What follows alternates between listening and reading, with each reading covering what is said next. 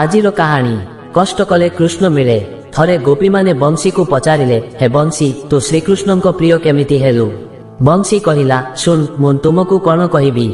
ମୁଁ ତ ଯମୁନା କୂଳରେ ଥିବା ବାଉଁଶ ବନରେ ଚୁପଚାପ କୃଷ୍ଣ କୃଷ୍ଣ ଜପୁଥିଲି। ଦିନେ କୃଷ୍ଣଙ୍କ ଆଖି ମୋ ଉପରେ ପଡ଼ିଗଲା। ତାପରେ ଆଉ କ'ଣ, ପ୍ରଥମେ କୃଷ୍ଣ ଲୁଟେରା ମୋତେ ମୋ ପରିବାର ଠାରୁ ଅଲଗା କଲା। ତାପରେ ମୋତେ କାଟିକି ଛୋଟ କଲା। ମୋତେ ବହୁତ ଯନ୍ତ୍ରଣା ହେଉଥାଏ, କିନ୍ତୁ ମୁଁ କୃଷ୍ଣ କୃଷ୍ଣ ଜପ କରିବା ବନ୍ଦ କରିଲିନି। ତଥାପି ମଧ୍ୟ ସେ ସନ୍ତୁଷ୍ଟ ନଥିଲା। ମୋ ଭିତରେ ଯାହା କିଛି ଥିଲା ପୁରା ଫାଙ୍କା କରିଦେଲା। ମୁଁ ତ କୃଷ୍ଣ ପ୍ରେମ ପାଗଳି। ମୁଁ କଷ୍ଟ ସହି ତାରି ନାଁ ଜପ କରୁଥାଏ। ସେ ଲହୁଣୀ ଚୋର ମୋ ଦେହରେ ଛୋଟି କଣା ବି କରିଦେଲା। ସେ ଯେତେବେଳେ ମୋ ଦେହରେ କଣା କରୁଥାଏ ମୋତେ ବହୁତ କଷ୍ଟ ହେଉଥାଏ। ମୁଁ ତଥାପି କୃଷ୍ଣ କୃଷ୍ଣ ଜପ କରିବା ଭୁଲି ନଥାଏ।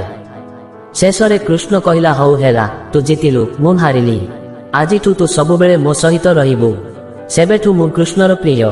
ବନ୍ଧୁଗଣ, ଯଦି ଆମେ କିଛି ପାଇବାକୁ ଚାହୁଁ ତ ଆମକୁ ଦୁଃଖ କଷ୍ଟ ସହିବାକୁ ପଡ଼ିବ। କଷ୍ଟକୁ ଡରି ଯଦି ଆମ ଲକ୍ଷ୍ୟକୁ ଭୁଲିଯିବା ତେବେ ଆମେ କେବେ ବି ଆମର ଲକ୍ଷ୍ୟସ୍ଥଳରେ ପହଞ୍ଚି ପାରିବାନି। ଏମିତି ସୁନ୍ଦର ସୁନ୍ଦର କାହାଣୀ ଶୁଣିବା ପାଇଁ ମୋ ଚ୍ୟାନେଲକୁ ସବସ୍କ୍ରାଇବ କରନ୍ତୁ।